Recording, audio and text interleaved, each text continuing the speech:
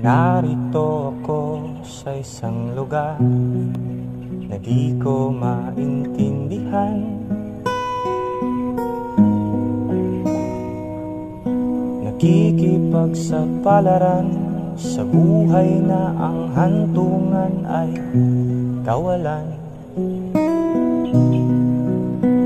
Denumero ang galaw ng tao, bawat gawin ay may presyo. O narito ako sa isang lugar